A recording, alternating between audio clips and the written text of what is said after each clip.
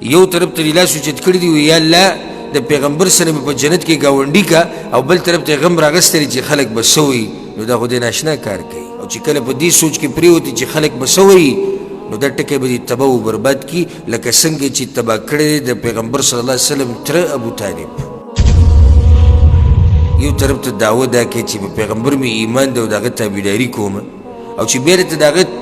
طور طریقه چا بیان کړه نو بیا سل عذره بیانوي د دې دپاره چې د پیغمبر په طریقه عمل ونه کړي دې سړي ته به څنګه د پیغمبر سره په جنت کې ګاونډیتوب میلاو شي چې ورته وویې لکه په دې غم کې چې ستاسو دا کوم رسمونه او رواجونه دي دا ګورې په شریعت کې نشتي دا د پښتو رواج دی او کوم ځای کې چې پښتو د شریعت خلاف وي نو په هغه ځای کې به پښتو باندې بوټ پاکې او بیا به دیوال له راچې او د پیغمبر په طریقه باندې به عمل کې نو هله به جنت ته ځې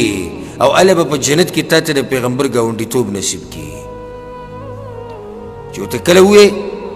چې دا ستا دا کومه طریقه چې په دې خادۍ کې ده دا ګورې د پیغمبر طریقه نه وه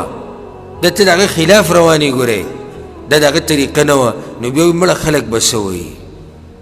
یو طرف ته لاس اوچت کړی دی یا الله د پیغمبر سره مې په جنت کې ګاونډي کا او بل طرف ته غم راغستلی چې خلک به څه وایي نو دا خو د ناشنا کار کوي د دې پیغمبر لار به مضبوطه رانیسئ او داسې به یې رانیسئ چې په هغې کې به دې ته نه ګورئ چې پښتو سوی قوم سوی جبه سوی مشران سوی کلیوال سوی